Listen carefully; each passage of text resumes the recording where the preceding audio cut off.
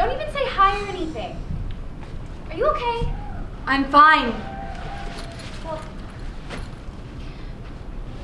did you have a fight with your weird boyfriend or something? No. I just have a lot of reading to do for school. Mom will be home in 2 hours and she's bringing pizza. Sure, whatever.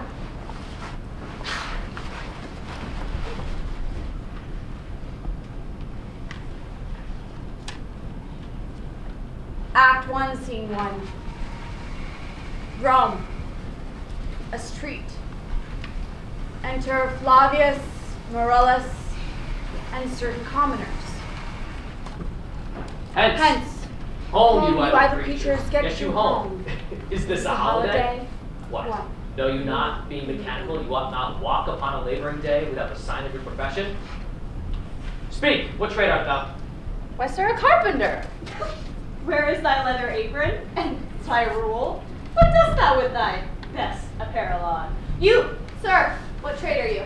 A trade, sir, that I hope I may use with a safe conscience, which is indeed, sir, a mender of bad souls. What trade, thou knave, thou naughty knave? What trade? Nay, be not out with me, sir. Yet, if you be out, sir, I can mend you.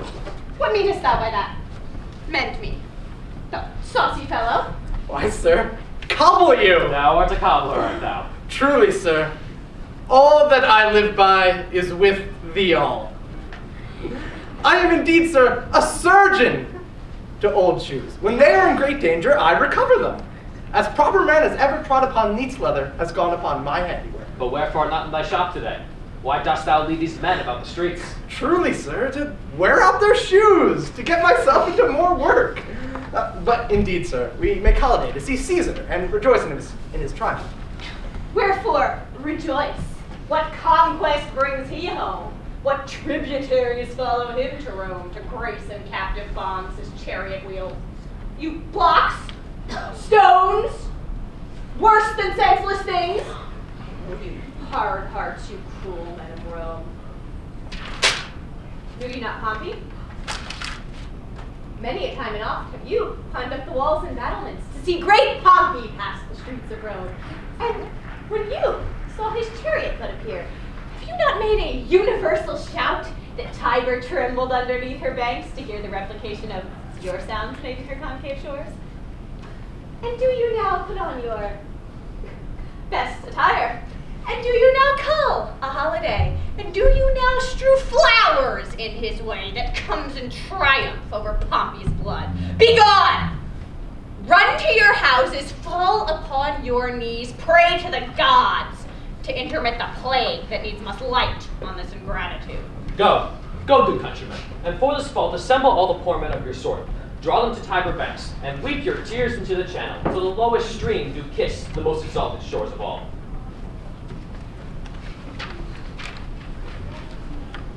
See whether their basest metal be not moved, they vanish tongue-tied in their guiltiness. Go you done that way towards the Capitol, this way will I. Disrobe the images, you do find them decked with ceremonies. May we do so? You know it is the Feast of Lupercal. It is no matter. Let no images be hung with Caesar's trophies.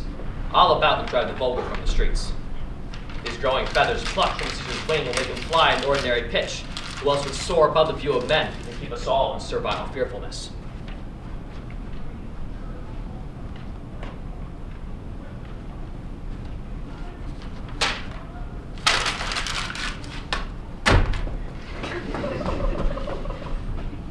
Caesar!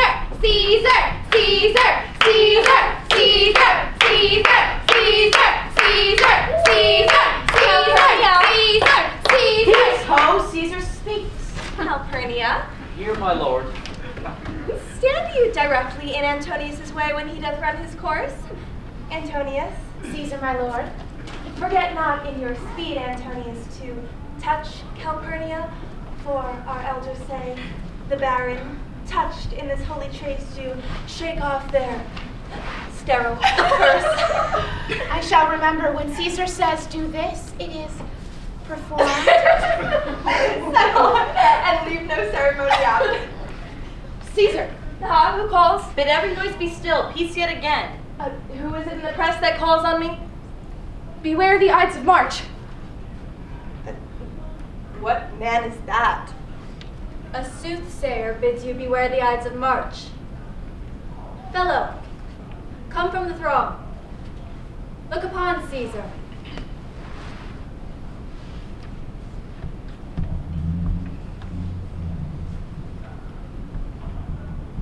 Beware the Ides of March.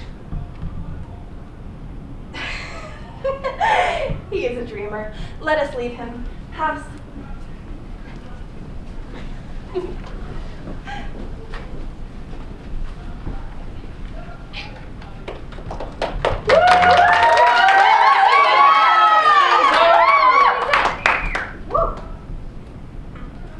Will you go see the order of the course? Not I. I pray you do. I am not gamesome. I do lack some part of that quick spirit that is in Antony. Let me not hinder, Cassius, your desires. I'll leave you. Brutus, I do observe you of late. I have not from your eyes that gentleness and show of love as I was wont to have. You bear too stubborn and too strange a hand over your friend that loves you. Cassius, be not deceived. If I have veiled my looks, I turn the trouble of my countenance merely upon myself. Vexed am I of late with passions of significance. But let not therefore my good friends be deceived, among which number, Cassius, be you one. Nor construe any further my neglect than that poor Brutus with himself at war forgets the shirts of love to other men. Then, Brutus, have I much mistook your passions, by means whereof this breast of mine hath buried thoughts of great value, worthy cogitations. Tell me, Brutus, can you see your face? No, Cassius, for the eye sees not itself but by reflection, by some other things. 'Tis just, and it is much lamented, Brutus, that you have no such mirrors as will turn your hidden worthiness into your eye, that you might see your shadow. I have heard where many of the best respect in Rome, except immortal Caesar, speaking of Brutus, and groaning underneath this age's yoke, have wished that noble Brutus had his eyes. Into what dangers would you lead me, Cassius, that you would have me seek into myself for that which is not in me? Therefore, be prepared to hear. And since you know you cannot see yourself so well as by reflection, I, your glass, will modestly discover to yourself that about yourself which you yet know not of. And be not jealous on me, Brutus. Were I a common laugher, or did use to stale with ordinary oaths my love to every new protester?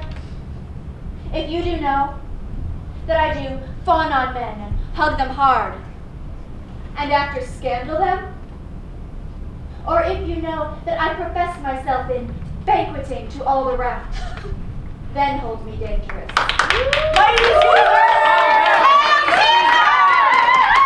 means a shouting! I do fear the people choose Caesar for their king. Aye. Do you fear it? Then must I think you would not have it so? I would not, Cassius. Yet I do love him well. But wherefore do you hold me here so long? What is it you would impart to me? If it be aught towards the general good, set honor in one eye and death in the other, and I will look on both indifferently. But let the gods so speed me as I love the name of honor more than I fear death. I know that virtue to be in you, Brutus, as well as I do know your outward favor.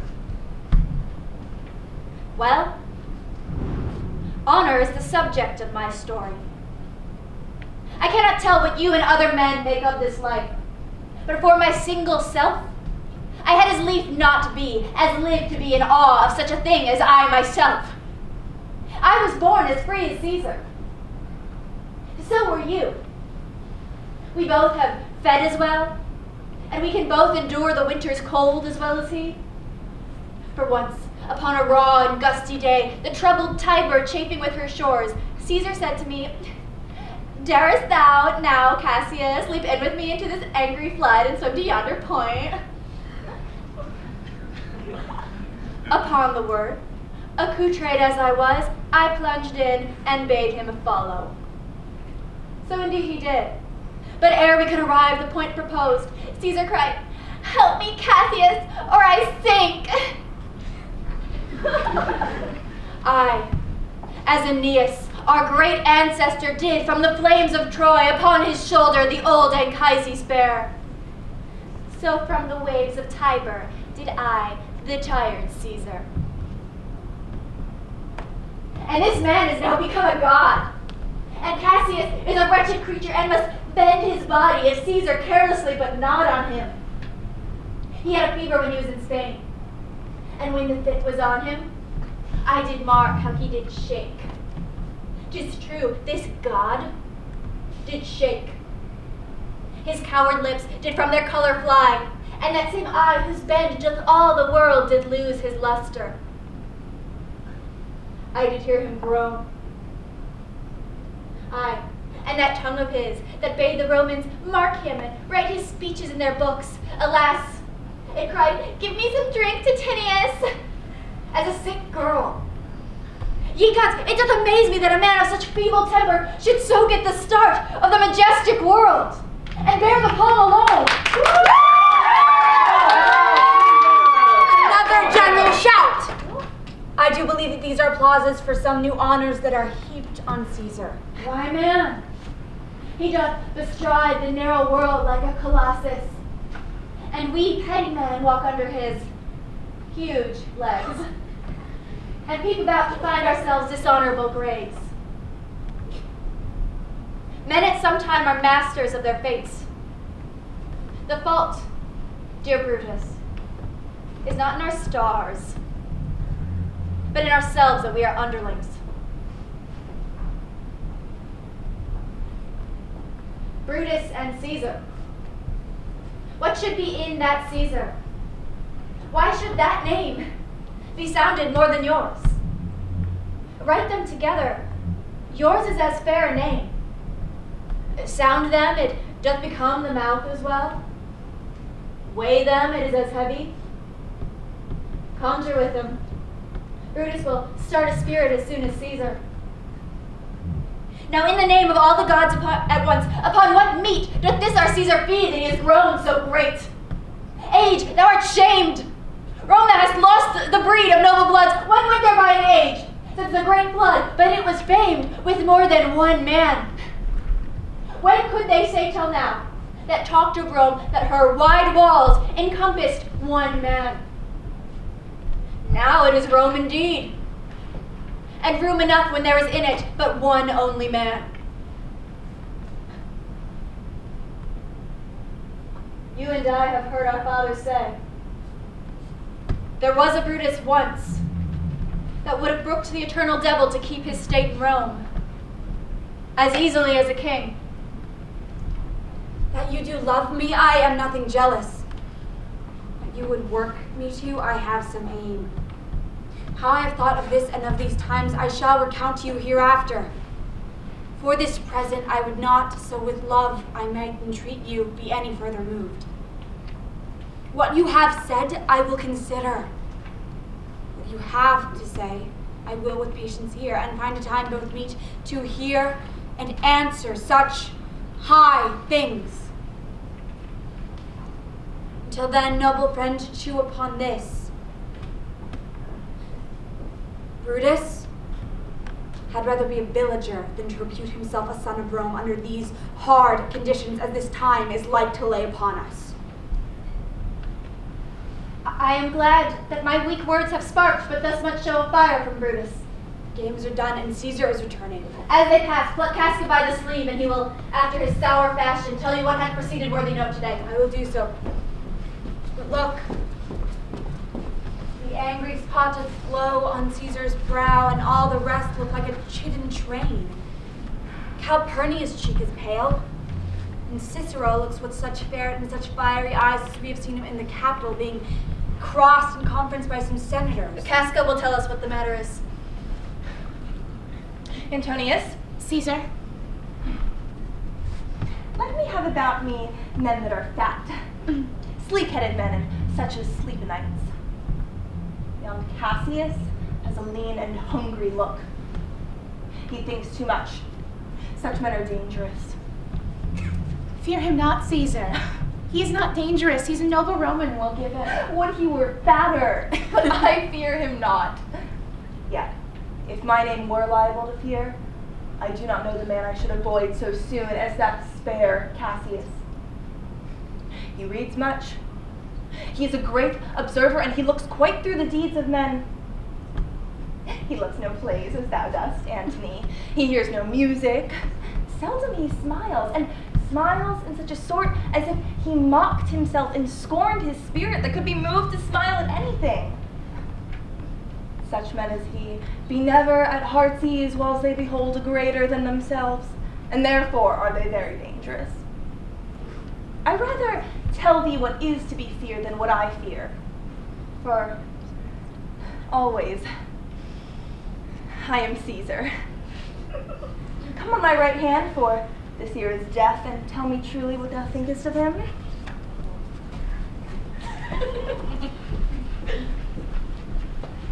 You pulled me by the cloak. Would you speak with me? Aye, Casca. Tell us what hath chanced that Caesar looks so sad. Why, you were with him, were you not? I should not then ask Casca what had chanced. There were a crown offered him, and being offered him, he put it by with the back of his hand, thus. And then the people fell a shouting.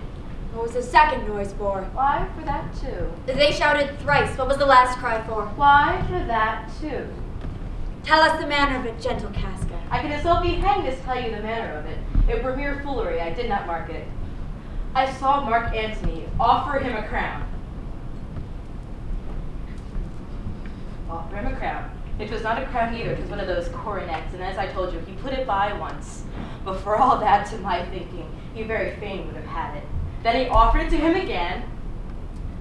He put it by again. But for all my thinking, he were very loath to lay his fingers off it. Then he offered it the third time.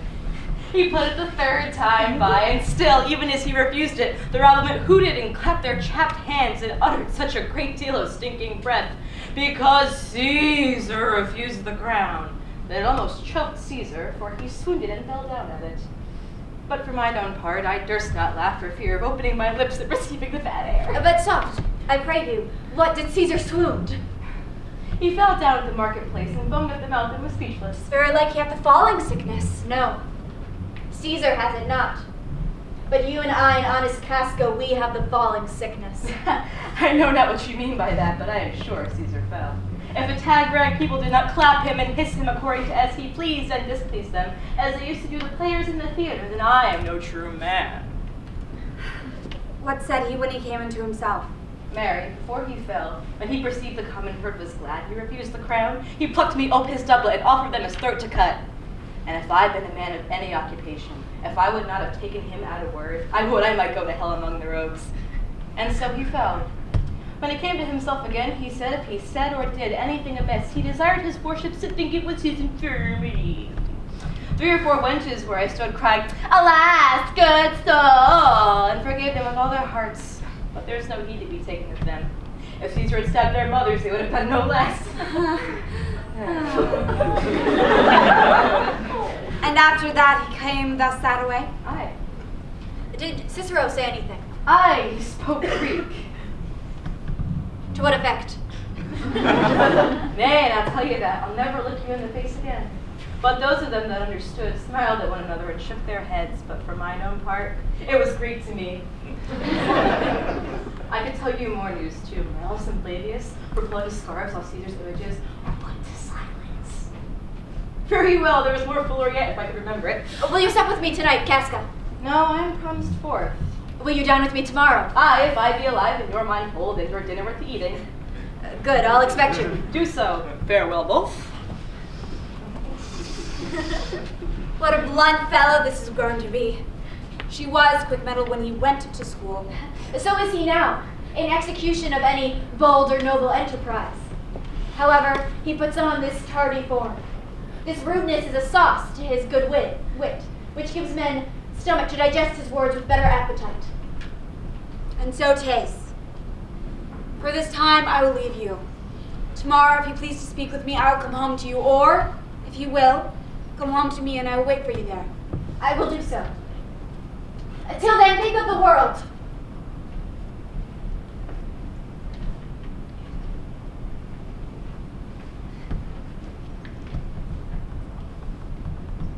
Well, Brutus, thou art noble, yet I see thy honorable metal may be wrought from that it is disposed. Therefore, 'tis meet that noble minds keep ever with their like, for who so firm as cannot be seduced. Caesar doth bear me hard, but he loves Brutus. If I were Brutus now, and he were Cassius, he should not humor me. I will, this night, in at his windows throw in several hands as if they came from several citizens, writings all tending to the great opinion that Rome holds of his name, wherein obscurely Caesar's ambition shall be glanced at. And after this, let Caesar seat him sure, for we will shake him, or worse days endure.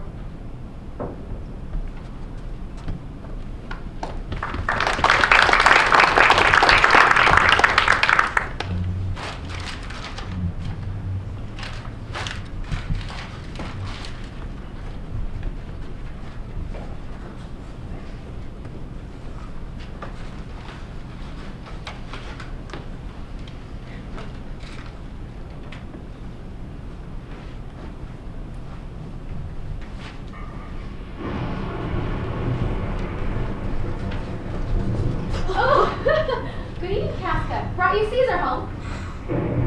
Why are you so breathless? Why stare you so? Are you not moved when all the sway of earth shakes like a thing unfirm?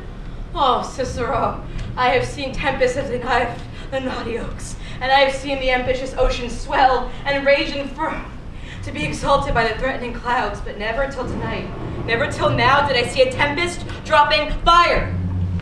Either there is a civil strife in heaven, or else the world too saucy with the gods and senses them to send destruction. Why, saw you anything more wonderful?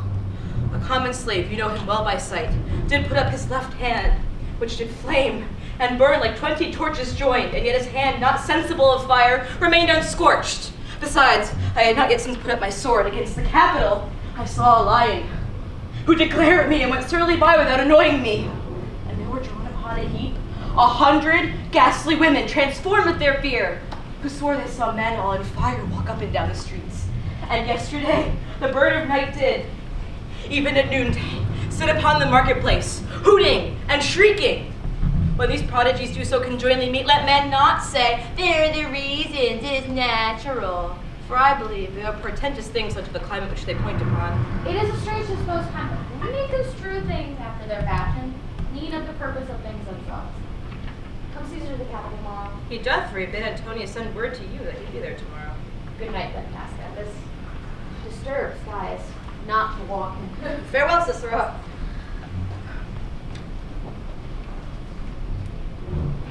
Who's there? A Roman. Casca, by your voice. Your ear is good. Cassius, what night is this? A very pleasing night to honest men. Who knew the heavens to menace so? It is the part of men to fear and tremble, while the gods, by token send such dreadful heralds to astonish us. You are dull, Casca. And those sparks of life that should be in a Roman you do want, or else you use not.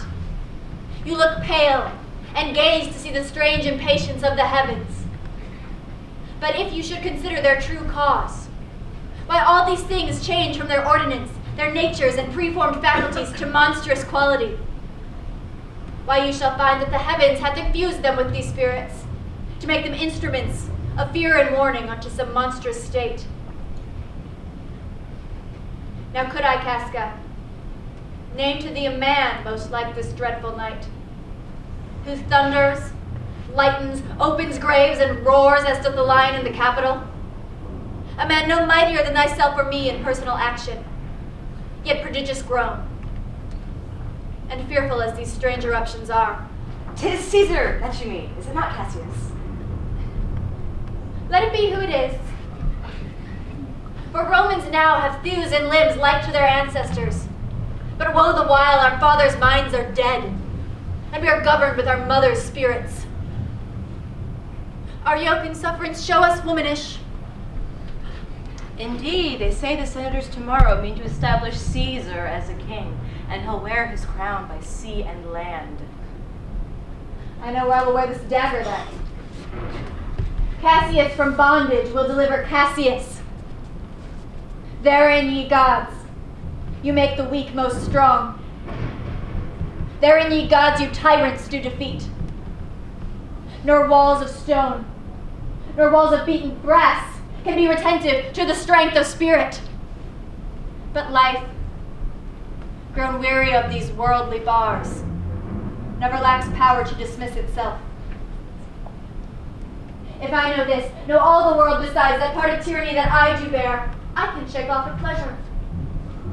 So can I, and so every bondman in his hand bears the power to cancel his captivity. Why should Caesar be a tyrant then? He were no lion, were Romans not hinds. Those that with haste will make a mighty fire, begin it with weak straws. What trash is Rome? What rubbish and what awful when it should serve for the base matter to illuminate so vile a thing as Caesar? But, oh grief, where hast thou led me? I perhaps speak this before a willing bondsman. Then I know my answer must be made. But I am armed, and dangers are to me indifferent. You speak to Casca, and is such a man that is no fleering telltale. Hold my hand, be factious for redress of all these griefs, for I will set this foot of mine as far as who goes furthest. There's a bargain made. Now know you, Casca, I have moved already some certain of the noblest minded Romans to undergo with me a cause of honorable dangerous consequence. And I do know by this, they stay for me in Pompey's porch. Stand close while for here comes one in haste. To Cinna I do know him by his gait. Cinna, where haste you so? To find out you. Who's that? Metellicimber. No, it is Casca, one incorporate to our attempts. Am I not stayed for, Cinna? I'm glad on it. The fearful night is this. There's 2 or 3 of us have seen strange sights. Am I not stayed for? Tell me. Yes, you are. Oh, Cassius, if you could but win the noble Brutus to our cause. Be you content. Good Cinna, take this paper and look you lay it in the praetor's chair where Brutus may but find it, and throw this in at his window. Set this up with wax upon old Brutus's statue. All this done, repair to Pompey's porch where you shall find us. Is Decius Brutus and Trebonius there? All but Metellicimber, and he's gone to seek you at your house. Well, I will hide and so bestow these papers as you bid me. Come, Casca. You and I will yet ere day meet Brutus at his house. 3 parts of him is ours already, and the man entire upon the next encounter yields him ours. Oh, he sits high in all people's hearts, and that which would appear offense in us, his countenance, like richest alchemy, will turn to virtue and to worthiness. Him and his worth and our great need of him you have right well conceded. Let us go, for it is after midnight, and ere day we shall awake him, and be sure of him.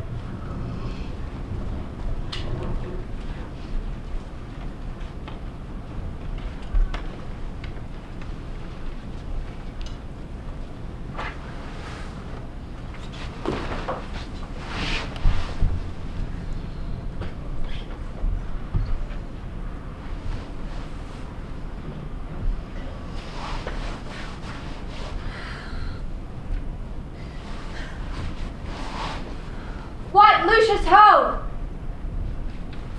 I cannot by the progress of the stars give guess how near today. What, Lucius, I say! It would have were my fault to sleep so soundly. When, Lucius, when? Awake, I say, what, Lucius? Called you now. Get me a taper in my study. When it is lighted, come and call me here. I will, my lord.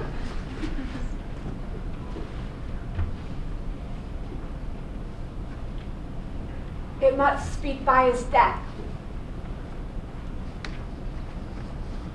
And for mine own part, I know no personal cause to spurn at him, but for the general. He would be crowned. How that might change his nature, there's the question. It is bright day that brings forth the adder and that craves weary walking. crown him, then I grant we put a sting in him that at his will he may do danger with. The abuse of greatness is when it disjoins remorse from power. For mine own part, I know no personal cause. But he would be crowned. And therefore, think him as the serpent's egg, which, hatched, would as his kind grow mischievous, and kill him in his shell. The taper burneth in your closet, sir, but searching the window for a flint, I found this paper thus sealed up, and I am sure it did not lie there when I went to bed. Get thee to bed again. It is not yet day. Is not tomorrow, boy, the Ides of March? I know not, sir. Look in a calendar and bring me word. I will, sir. I will, sir.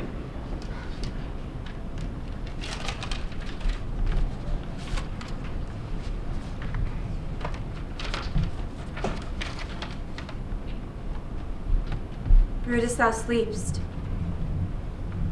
Awake and see thyself. Shall roam, etc. Speak, strike, redress. Shall roam, etc. Thus I must piece it out. Shall Rome stand under one man's awe? What, Rome? My ancestors did from the streets of Rome the Tarquin drive when he was called a king. Speak, strike, redress. Am I entreated to speak and strike? O Rome, I make thee promise. If the redress will follow, thou receivest thy full petition at the hand of Brutus. Sir, March has wasted 14 days. It's good. Go to the gate, somebody knocks.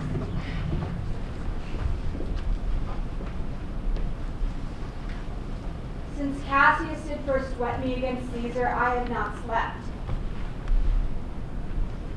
Between the acting of a dreadful thing and the first motion, all the interim is like a phantasma or a hideous dream.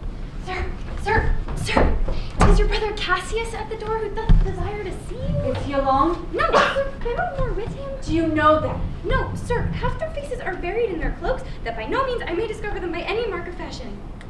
Let them in.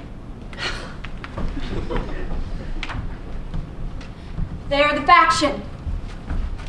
O conspiracy, shamest thou to show thy dreadful brow by night when evils are most free?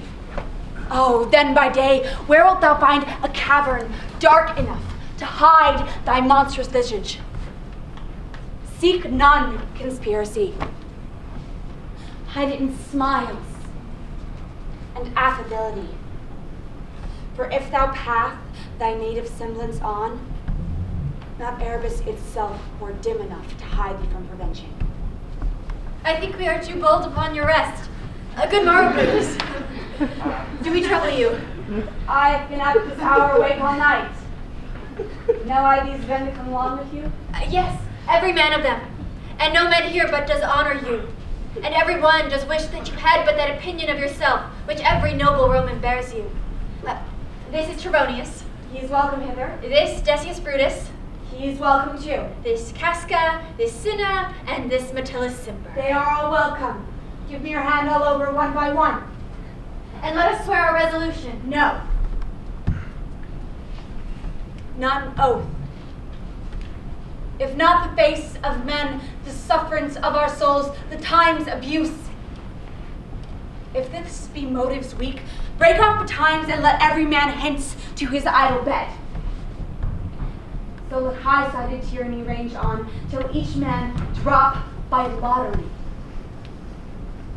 But if these, as I am sure they do, bear fire enough to kindle cowards, and steel with valor the melting spirits of women.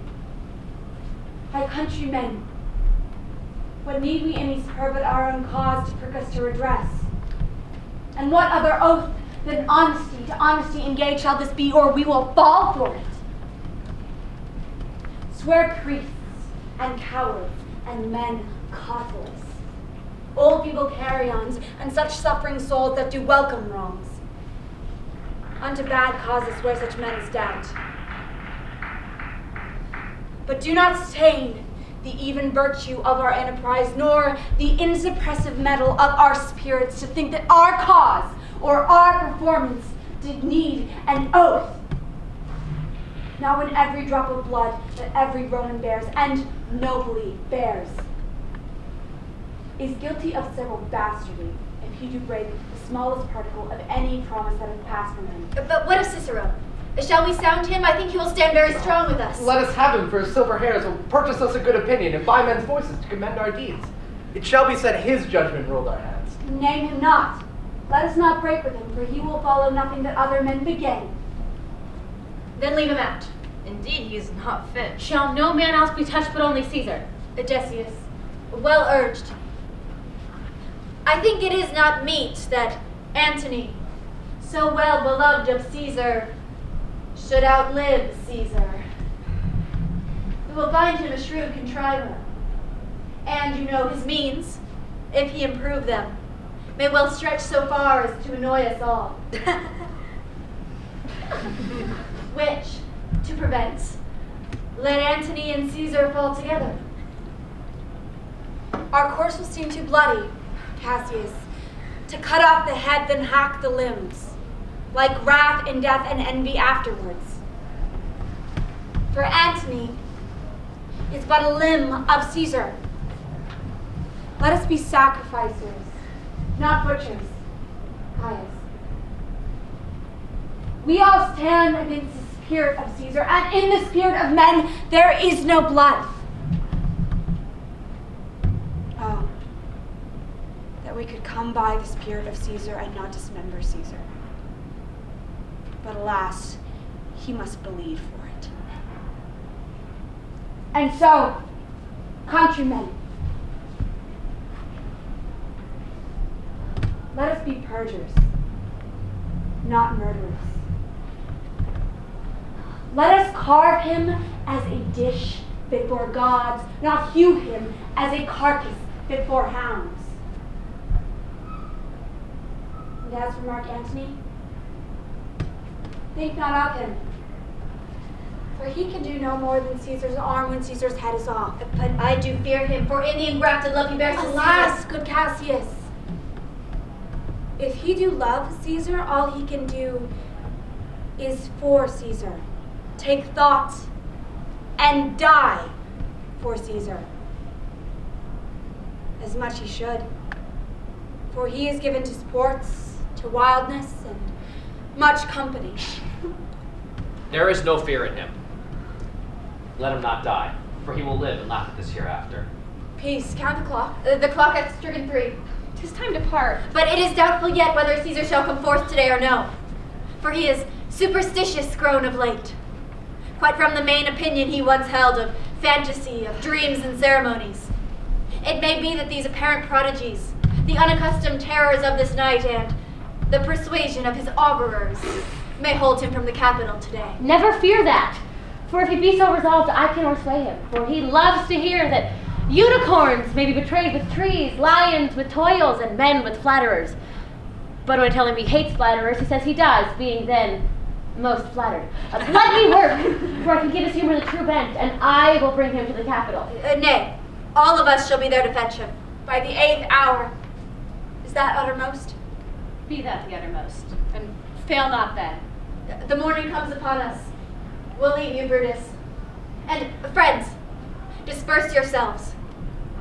But all remember what you've said, and show yourselves true Romans. Good gentlemen, look fresh and merrily. Let not our looks put our purposes on, but bear them as our Roman actors do, with untired spirits and formal constancy. And so good morrow to you, every one.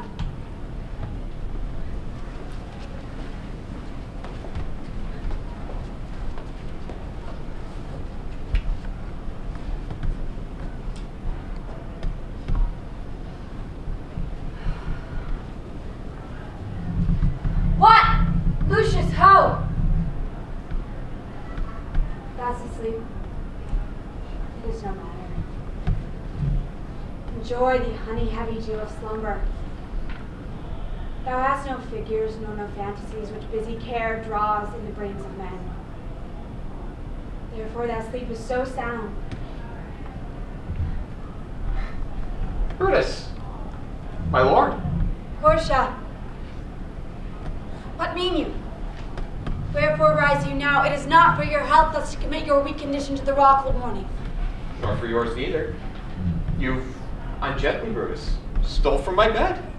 And yesterday at supper, you suddenly arose and walked about, musing and sighing with your arms across. And when I asked you what the matter was, you gazed on me with no gentle looks. Yet I urged you further. Then you scratched your head and too impatiently stamped with your foot. Yet I insisted, yet you answered not, but with an angry wafter of your hand gave sign for me to leave you. So I did, fearing to much and strengthen that impatience which seemed too well enkindled, and withal hoping it was but some effect of the humors. Sometime hath his hour with every man.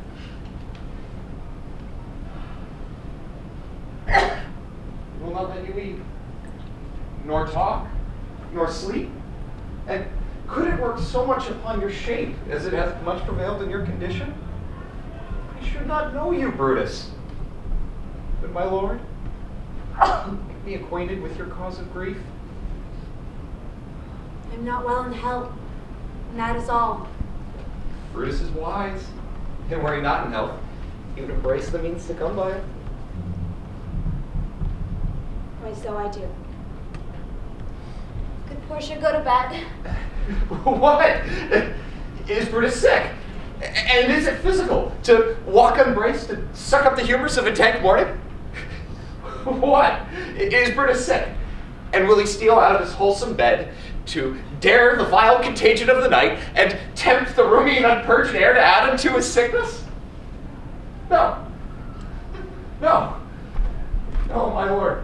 You have some sick offense within your mind, which, by the right and virtue of my place, I ought to know of. And, upon my knees, I charge by my once commended beauty, that you unfold yourself to me, your half, why you are so heavy, and what men tonight have had to resort to you? For there have been some 6 or 7 who did hide their faces, even from darkness. Kneel not, gentle Portia. I should not need, if you were gentle Brutus. Tell me, Brutus, is it accepted that I should know no secrets that appertain to you?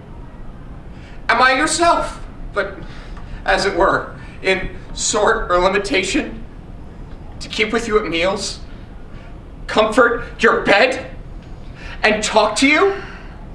Sometimes? Well, I but in the suburbs of your good pleasure.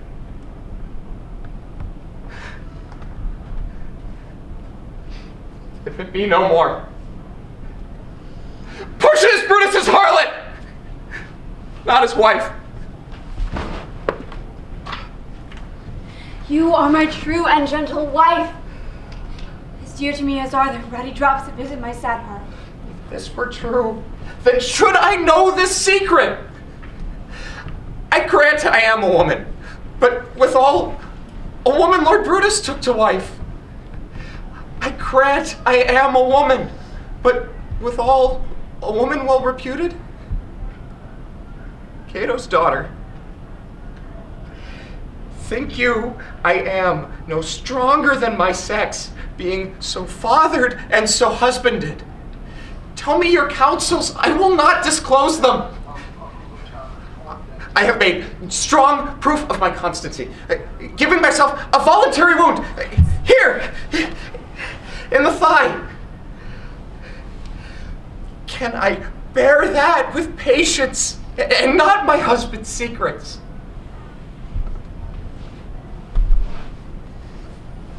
Gods, render me worthy of this noble wife. Portia, go in a while. And by thy bosom shall partake all the secrets of my heart. All my engagements I will construe to thee. All the character of my saprags.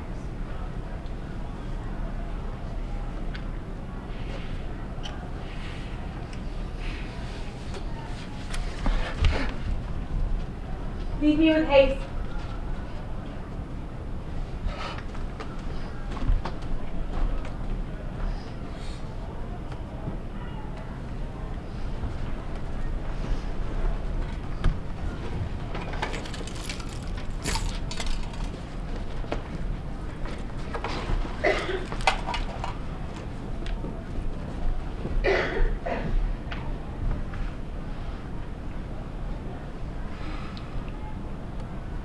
Nor heaven nor earth have been at peace tonight.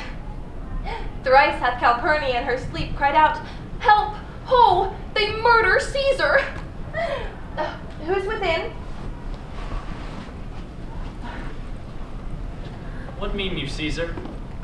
Think you to walk forth? You shall not stir out of your house today. Caesar shall forth. The things that threatened me ne'er look put on my back. When they shall see the face of Caesar, they are vanished. Caesar, I never stood on ceremonies, but now they fright me. There is one within, besides the things that we have heard and seen, recounts most horrid sights seen by the watch. A lioness hath whelped in the street. Graves have yawned and yielded up their dead. Fierce fiery warriors fought upon the clouds in ranks and squadrons and right form of war, which drizzled blood upon the Capitol. The noise of battle hurtled through the air. Horses did neigh and dying men did groan. And ghosts did shriek and squeal about the street. Oh, Caesar, these things are beyond all use, and I do fear them. What can be avoided whose end is purposed by the mighty gods? Yet Caesar shall go forth, for these predictions are to the world in general as to Caesar. When beggars die, there are no comets seen. The heavens themselves blaze forth the death of princes. Cowards die many times before their deaths. The valiant never taste of death but once. Of all the wonders that I yet have seen, it seems to me most strange that men should fear, seeing that death, a necessary end, will come when it will come.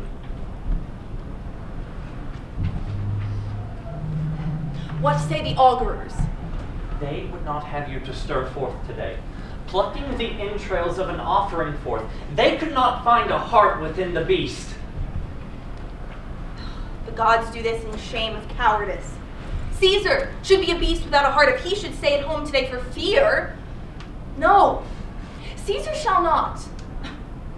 Danger knows full well that Caesar is more dangerous than he, and Caesar shall go forth. Alas, my lord, your wisdom is consumed in confidence. Do not go forth. Call it my fear that keeps you in the house, and not your own. We'll send Mark Antony to the Senate House, and he shall say that you are not well. Let me, upon my knee, prevail in this. Mark Antony shall say, I am not well, and for thy humor, I will stay at home. Here's Cassius Brutus. He shall tell them so. Caesar, all hail! Good morrow, worthy Caesar. I come to fetch you to the Senate House. And you are come in very happy time to bear my greetings to the senators and tell them that I will not come today. Cannot is false, and that I dare not falser. I will not come today. Tell them so, Decius. Say he is sick. Shall Caesar Caesar send a lie? Have I in conquest stretched mine arm so far to be afraid to tell graybeards the truth? Cassius, go tell them Caesar will not come. Most mighty Caesar, let me know some cause, lest I be laughed at when I tell them so. The cause is in my will. I will not come. That is enough to satisfy the Senate.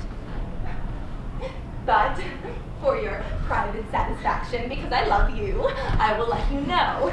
Calpurnia here, my wife, stays me at home. She dreamt tonight, she saw my statue, which like a fountain with 100 spouts did run pure blood, and many lusty Romans came smiling and did bathe their hands in it. And these does she apply for warnings and portents and evils imminent, and upon her knee hath begged me that I will stay at home today. This dream is all misinterpreted. It was a vision, fair and fortunate. Your statue spouting blood in many pipes in which so many smiling Romans bathed signifies that from you great Rome shall suck reviving blood, and great men shall press for tinctures, stains, relics, and cognizance. This, my Calpurnia's dream, is signified. And this way have you all expounded it? I have. When you have heard what I can say and know it now, the Senate have concluded to give this day a crown to mighty Caesar. If you shall send word you will not come, their minds may change. Besides, it were a mock apt to be rendered for someone to say, break up the Senate till some other time when Caesar's wife shall meet with better dreams. If Caesar will not come, shall I not whisper, lo, Caesar is afraid. Pardon me, Caesar, for my dear, dear love to our proceeding bids me tell you this, and reason to my love is liable. How foolish do your fears seem now, Calpurnia. I am ashamed I did yield to them. Give me my robe, for I will go.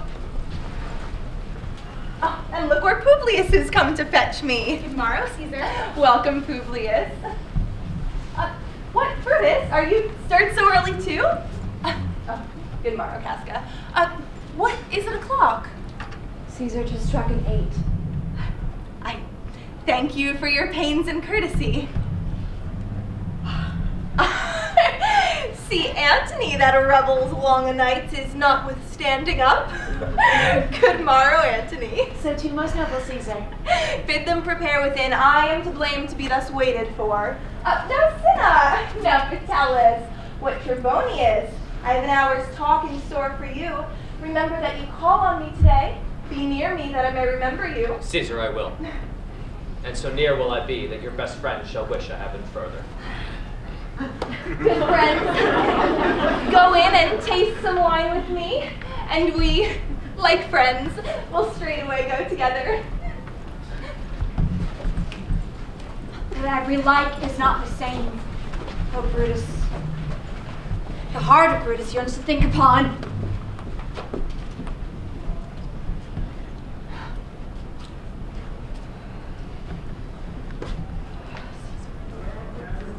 Caesar, beware of Brutus. Take heed of Cassius.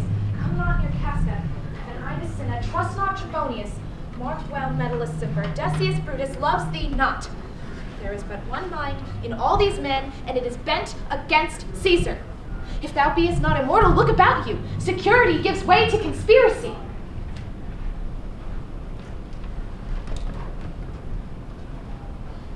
The mighty gods defend thee. Here will I stand till Caesar pass along, and as a suitor will I give him this.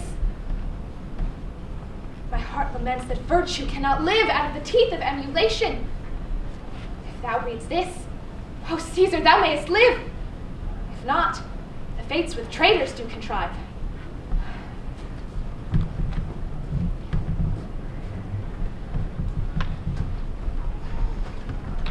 I prithee, boy, run to the Senate house. Stay not to answer me, but get thee gone. Why dost thou stay? To know my errand, madam. I would have had thee there and back again, ere I could tell thee what thou shouldst do there. O Constancy, be strong upon my side, set a huge mountain between my heart and tongue. I have a man's mind, but a woman's might. How hard is it to keep counsel? Art thou here yet? What would you have me do, madam?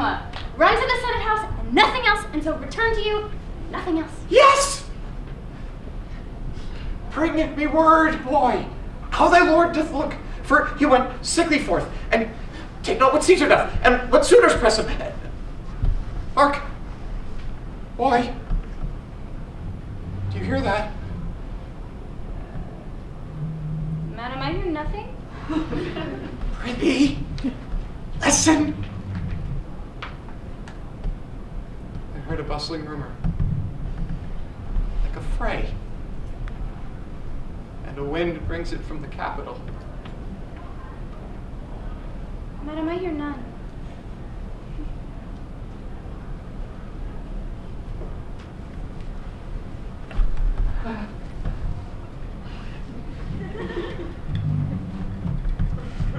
No, you of Caesar is yet gone to the Senate House. Madam, not yet. I go to take my stand to see him pass unto the Capitol. Ah, thou hast some suit with Caesar, hast thou not? That I have, lady. If it will please Caesar to be so kind to Caesar as to hear me, I shall beseech him to befriend himself. What? No, so any harms intended towards him? None that I know will be, much that I fear may chance. Good morrow to you.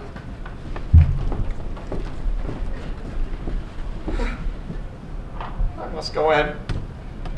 Ay me, a weaker thing the heart of woman is.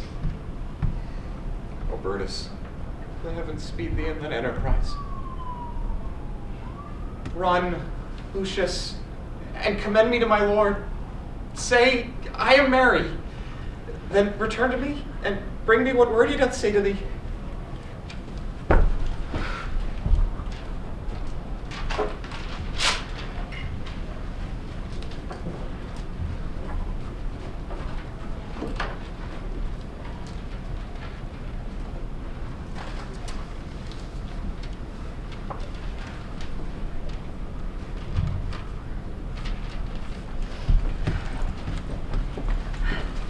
The eyes of March are come.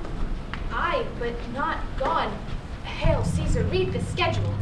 Trebonius doth desire you to overread at your best leisure this his humble suit.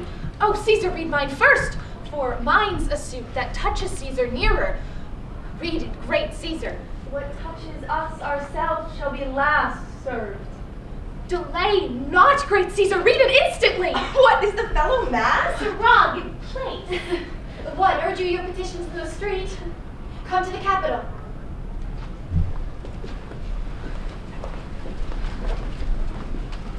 I fear our purpose is discovered. Brutus, what shall be done? If this is known, Cassius or Caesar never shall turn back, or I will slay myself. Cassius, be constant. Trebonius knows his time. For look you, Brutus, he moves Antony out of the way.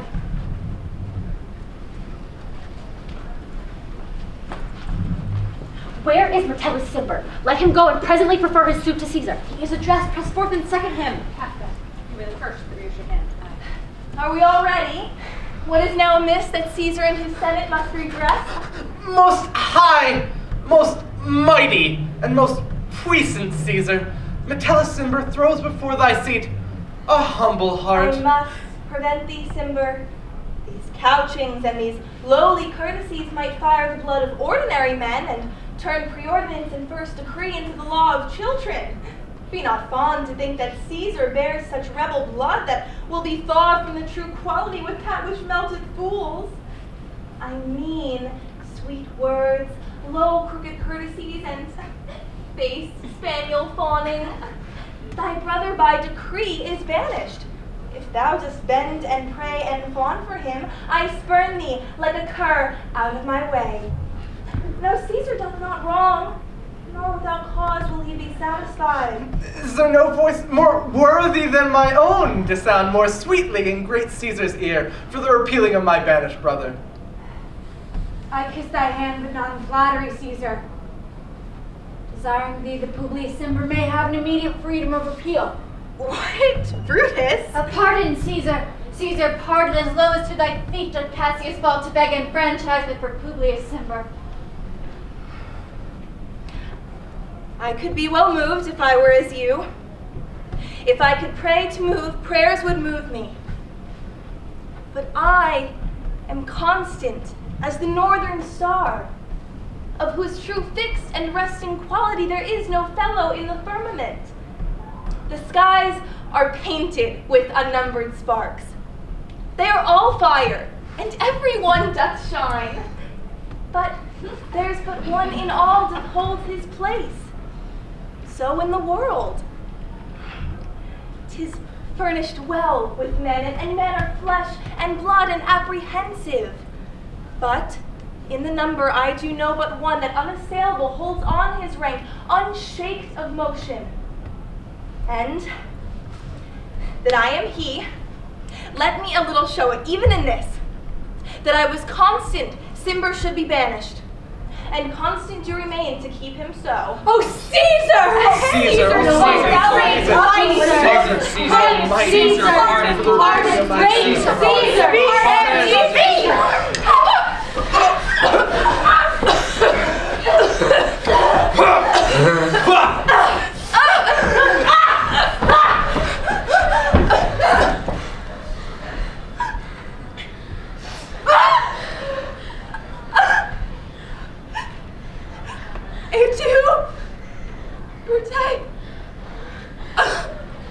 Then fall, Caesar.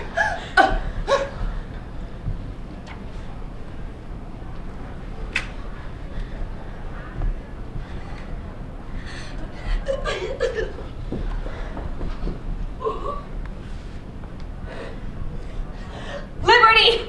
Freedom! Tyranny is dead! From hence, proclaim, cry it about the streets! Some to the common pulpits and cry out liberty, freedom, and enfranchisement! People and senators, be not affrighted. Lie not, stand stiff, ambition stands paid. Go to the pulpit, Brutus. And Cassius too. Where's Publius? Here! Quite confounded with this mutiny. Stand fast together, lest some friend of Caesar should chance. Talk and- not of standing. Publius, good cheer. No harm is meant to thee, nor no Roman else. So tell them, Publius. And leave us, Publius. Let no Let man. the people rushing in on us should do your age some mischief. Let no man abide this deed but we do. Where is Antony? Fled to his house amazed. Men, wives, and children stare, cry out, and run as if for doomsday. Fates, we will know your pleasures. That we must die, we know. 'Tis but the time and drawing days out that men stand upon. Why, he that cuts off 20 years of life cuts off so many years of fearing deaths. Grant that, then death is a benefit. So are we Caesar's friends that have abridged his time of fearing death. Stoop, Romans.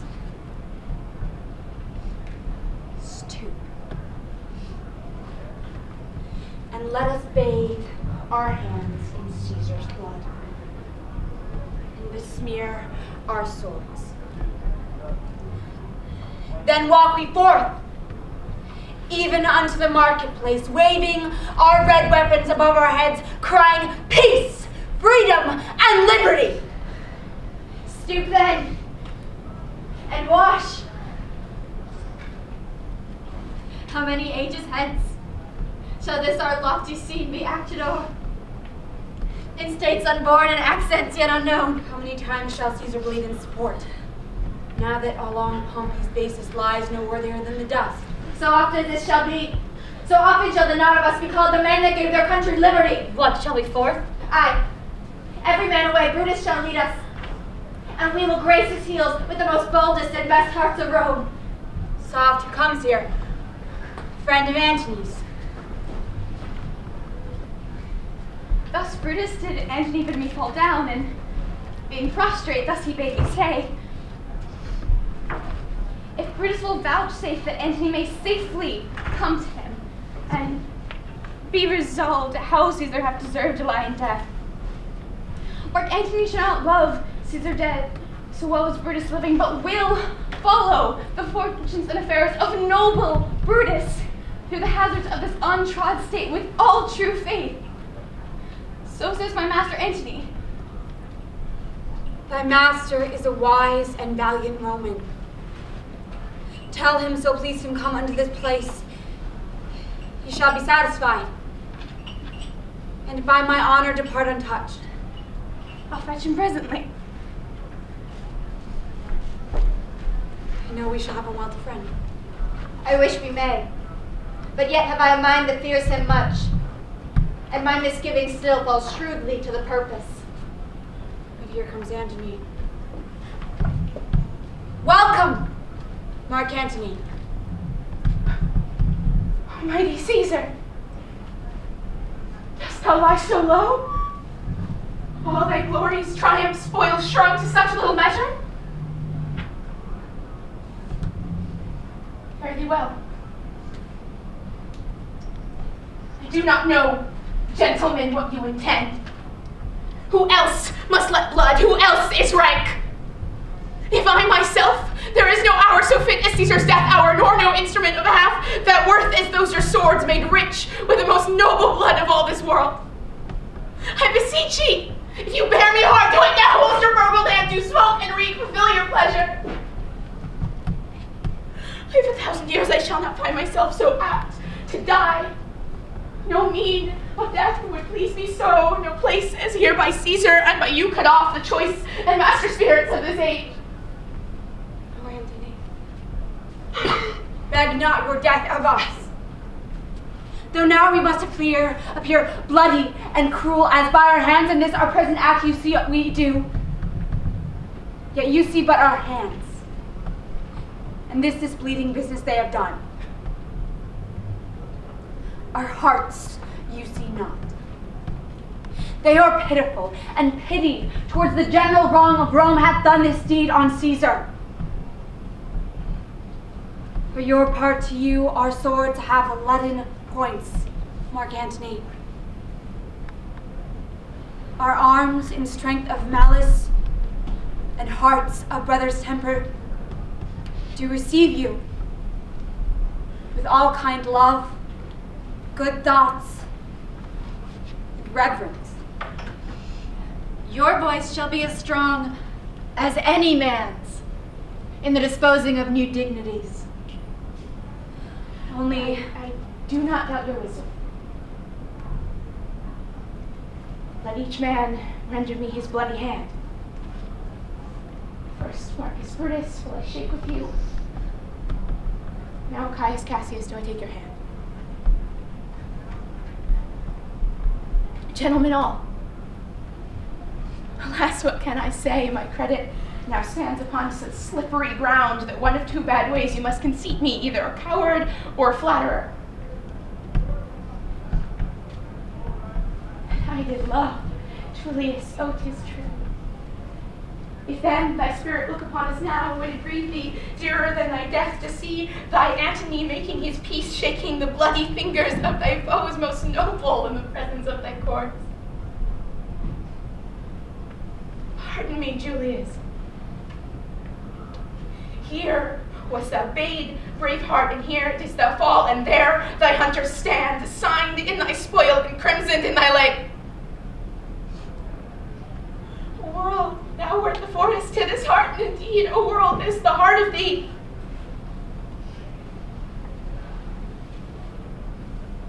How like a deer, stricken by many princes, dost thou here lie?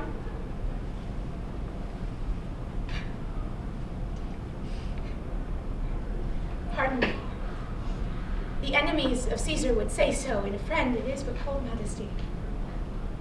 I blame you not for praising Caesar so. But what compact mean you to have with us? Shall you be pricked in number of our friends, or shall we on and not depend on you?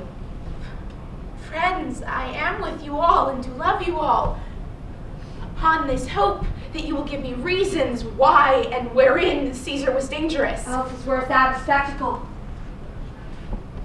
Our reasons are so full of good regard that were you, Antony, the son of Caesar, you should be satisfied. That's all I seek. And am moreover suitor, that I may produce his body unto the marketplace, and in the pulpit, as becomes a friend, speak in order of his funeral. You shall not with me. Brutus, a word with you. You know not what you do. Do not consent. Antony speak at his funeral. Know you how the people may be moved by that which he will utter. By your pardon, I will myself into the pulpit first and show the reason for our Caesar's death. What Antony shall speak, I shall protest, is by leave and by permission, and that we are contented Caesar shall have all true rites and lawful ceremonies. It shall advantage more than do us wrong. I know what not may fall. I like it not. Like Antony here, take you Caesar's body.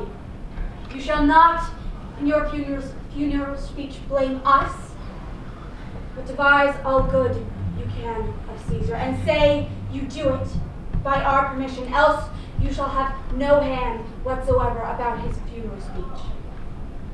And you shall speak in the same pulpit whereto I am going, after my speech is ended.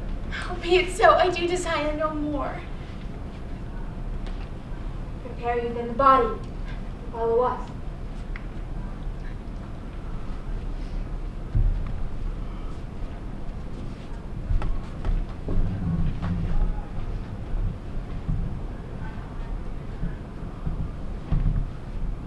Pardon me, the bleeding piece of earth, that I am meek and gentle with these butchers. Thou art the ruins of the most noble man to ever live in the tide of times. Woe to the hands that shed this costly blood! Over thy wounds now do I prophesy, which like dumb mouths do ope their ruby lips to beg voice and utterance of my tongue.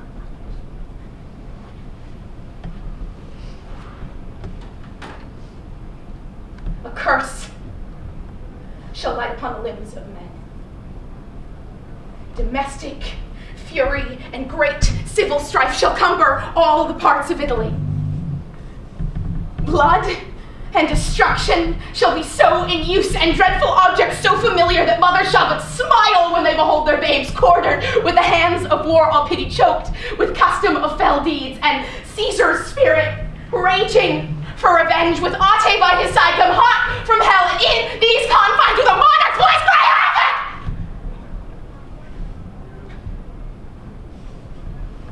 And let slip the dogs of war,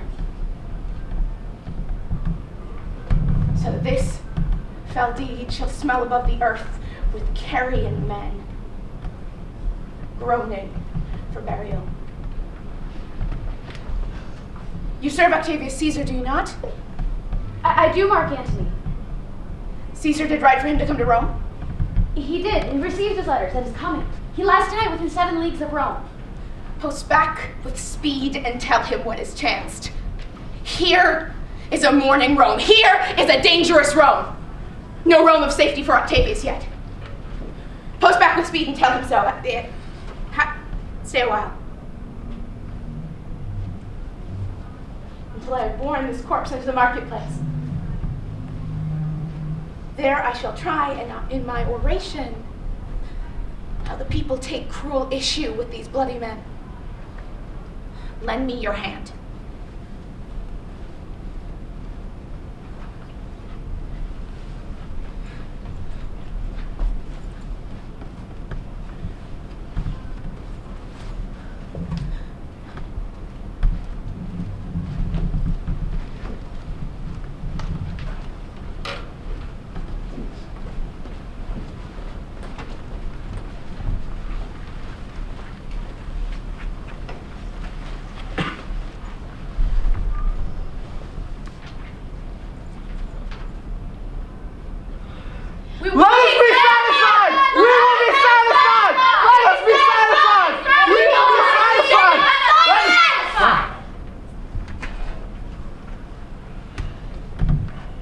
Romans, countrymen, and lovers. Hear me for my cause, and be silent that you may hear. Believe me for mine honor, censure me and your wisdom, and awake your senses that you may be the better judge. If there be any in this assembly, any dear friend of Caesar's, to him I say that Brutus's love to Caesar was no less than his. If then that friend demand, why Brutus, that did love Caesar, have thus proceeded, this is my answer. Not that I loved Caesar less, but that I loved Rome more. Had you rather Caesar were living and die all slaves than Caesar were dead to live all free men? No. No. No. No. As Caesar loved me, I weep for him. As he was fortunate, I rejoice at it. As he was valiant, I honor him. But as he was ambitious, I slew him. There are tears for his joy, love for his tears, honor for his valor, and death for his ambition. Who is here so base that would be a bondman? If any speak, for him have I offended. Who is here so vile that would not be a Roman? If any speak, for him have I offended. Who is here so rude that would not love his country? If any speak, for him have I offended. I pause for reply. None, Brutus, none! None have I offended. I have done no more to Caesar than you shall do to Brutus.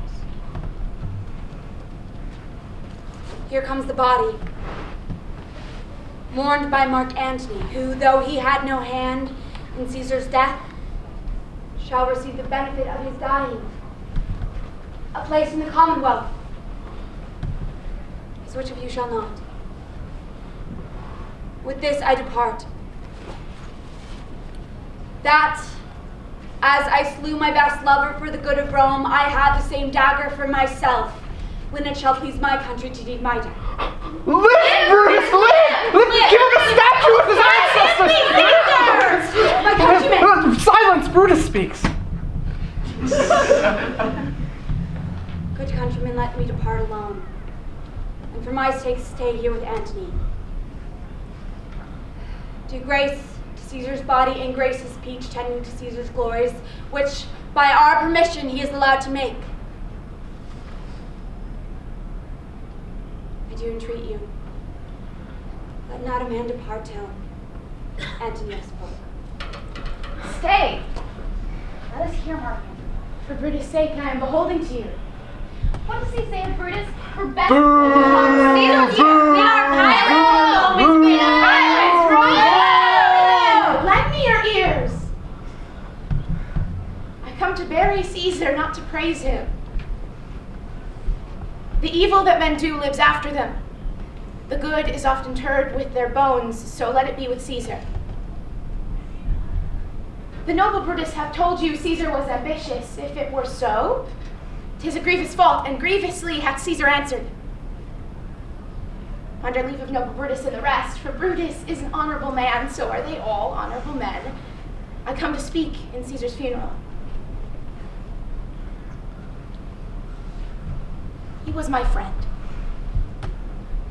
loyal and just to me. Yet Brutus says he was ambitious, and Brutus is an honorable man. He hath brought many captives home to Rome, whose ransoms did the general coffers fill. Was this ambition? No. When that the poor hath cried, Caesar hath wept. Ambition should be made of sterner stuff. Yet Brutus says he was ambitious, and Brutus is an honorable man. You all did see that upon the Lupercal I thrice presented him a kingly crown, which he did thrice refuse. Was this ambition? No! Yet Brutus says he was ambitious, and sure, Brutus is an honorable man. I speak not to disprove what Brutus spoke. only to say what I do know. You all did love him once, and not without cause. What cause withholds you now to mourn for him? Of judgment, thou art fled to brutish feasts, and men have lost their reason. Bear with me. My heart is in the coffin there with Caesar. I must pause till it come back to me.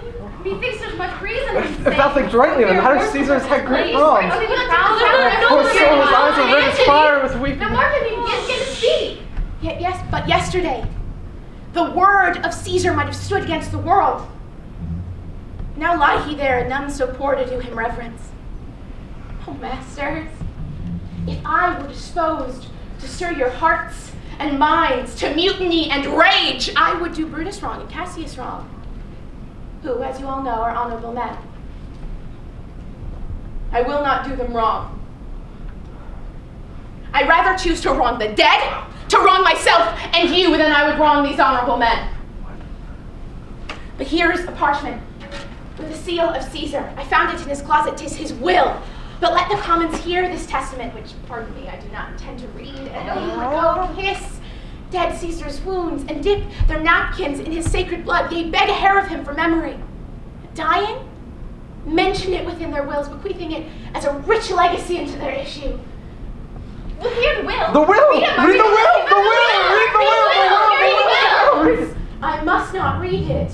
And 'tis not me you should know how Caesar loved you.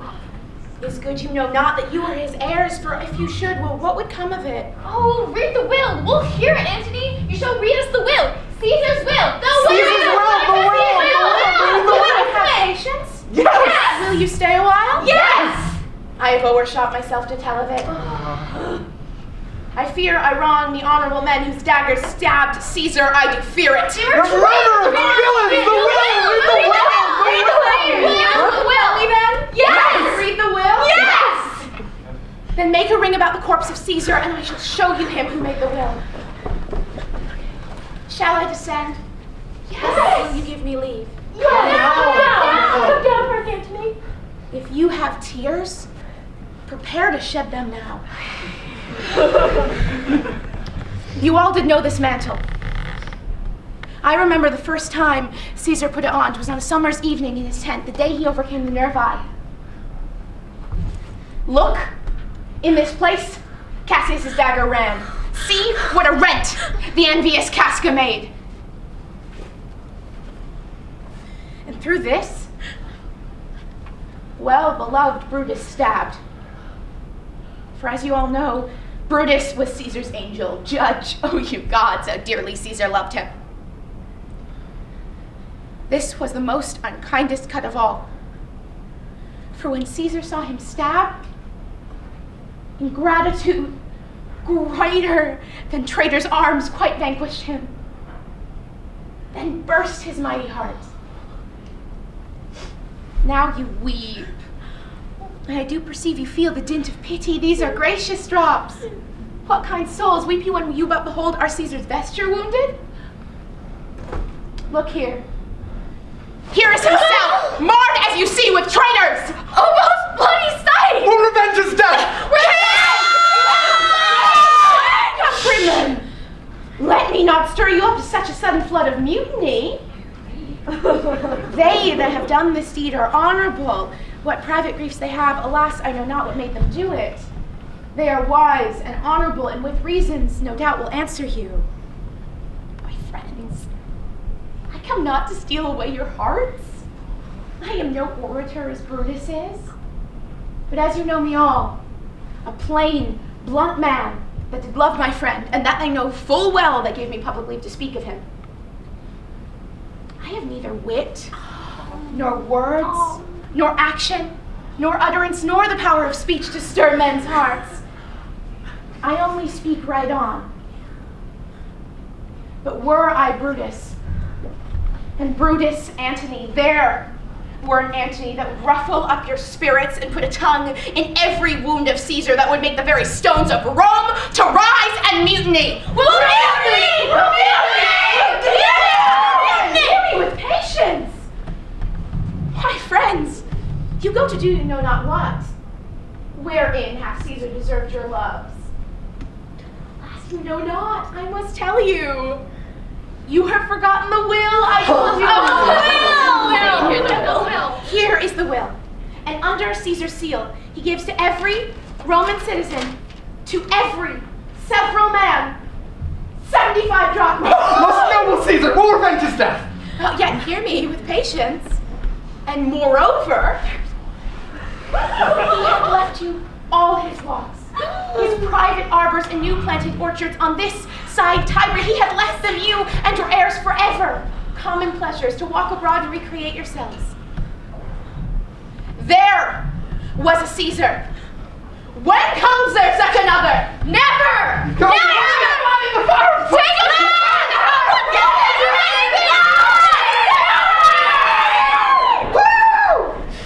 Now let it work. Mischief, thou art afoot. Take thou what course thou wilt. Oh, now, fellow. Sir, Octavius has already come to Rome. Where is he? He and Lepidus are at Caesar's house. Hither will I straight. He comes upon a wish. Fortune is merry, and in this mood will give us anything. I heard him say that Brutus and Cassius are like madmen through the gates of Rome. Like they had some notice of the people. How I have moved them. Bring me to Octavius.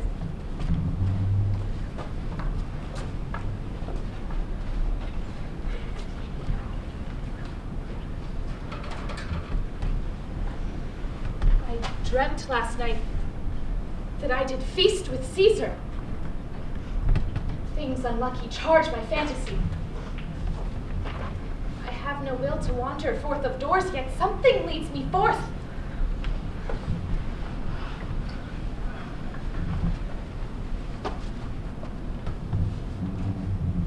What is your name? Whither are you going? Where do you dwell? Are you a married man or a bachelor? Answer every man directly. I, and briefly. I am wisely. I am truly, you were best.